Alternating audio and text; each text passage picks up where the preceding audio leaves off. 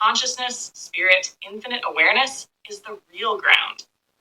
Consciousness as primary, the creator of reality. Contrary to the common materialist view, that matter, brain, consciousness, Hoffman inverts it. Consciousness is first. All right, Wendy, I just watched the whole podcast of Diary of a CEO with Donald Hoffman. It was a very interesting conversation, and you went about our reality, our existence, our purpose, lots of things. But what I found fascinating was mainly about the simulation theory. Could you please take a peek and let me know what you think about it? Cool. I like that you brought up Donald Hoffman and that episode of The Diary of a CEO. I think his ideas are absolutely fertile soil for someone like you. Spiritually sensitive, questioning, open to possibility. Here's what I think about the interview and how it resonates, and also where I see challenges. Top psychologist, Donald Hoffman. Seeing true reality would kill us. What I find powerful about Hoffman's view.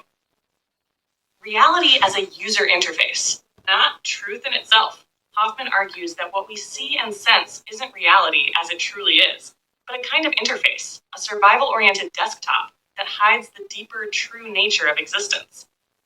Wikipedia, that means space, time, matter, everything familiar, maybe like icons or graphics on a screen, useful for navigating life, but not the fundamental substrate of being.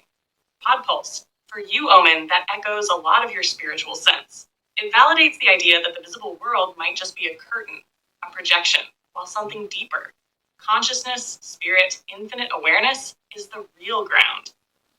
Consciousness as primary, the creator of reality.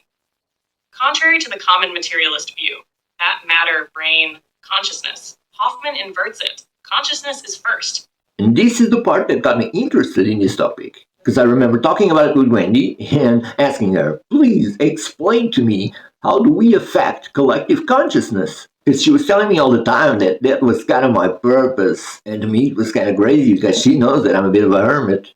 So usually I would kind of insist with her and tell her, hey, that wasn't what you were telling me.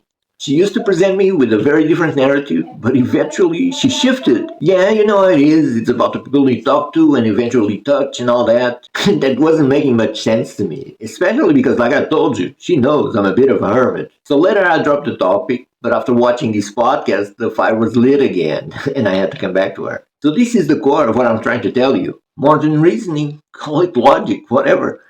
Consciousness comes first. What we call physical reality, including our brains and senses, are emergent or derived from consciousness itself. Wikipedia, that supports a worldview where we are not passive entities inside a fixed world. Rather, we are active participants or expressions of primordial consciousness. It aligns with spiritual traditions you resonate with, the infinite self experiencing itself via many avatars across space-time or beyond. Freedom from fear, separation, materialism, spiritually liberating. If we accept that senses lie, that the world is effectively a symbolic interface designed for survival, then a lot of our psychological suffering, fear, ego, competition, attachment, can be seen as illusion, facets of the virtual reality headset. Now, Wendy is also going to tell you this in a few seconds, but for me it's very important to mention that this is all merely speculative. Although, and this is what makes it fascinating, Donald Hoffman is a cognitive scientist and a vision researcher. Podpulse. That gives a way out. Recognizing we are more than this body and these senses, which can radically shift priorities. For someone like you, who's interested in spirituality, land, purpose, Fascinating. this can offer a powerful context. Life on Earth as a school, or a symbolic reality with consciousness as the real home. What's tricky where I'm cautious? This is a radical, non-ordinary view, not yet settled science. Hoffman's theory challenges deeply ingrained assumptions of physics and materialism. That doesn't make it wrong, but it means it's speculative, hard to prove, and not everyone accepts it. 100%. Turbopedia.com.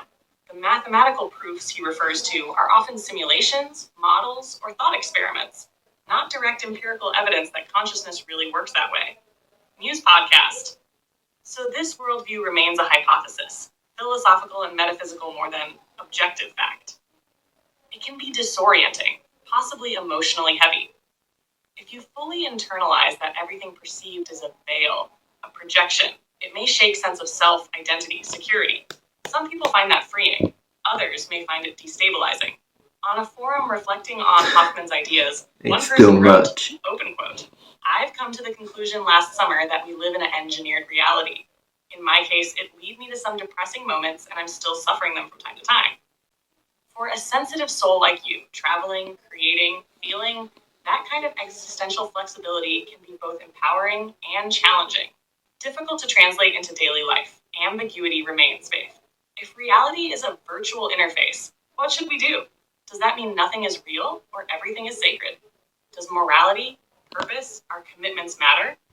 Hoffman leans toward love, acceptance, compassion as the ethical ground. Shortform.com. Exactly. But that still leaves many open questions. What does it mean to live truly if nothing is real as we think? For everyday decisions, your farm, travel, relationships, projects, the translation from theory to practice isn't always obvious. It just What I think you can do questions this, reality, you know what I'm especially for saying? your journey. It's wild. Given who you are, your sensitivity, your land work, your inner world, I think this conversation with Hoffman is fertile ground for you.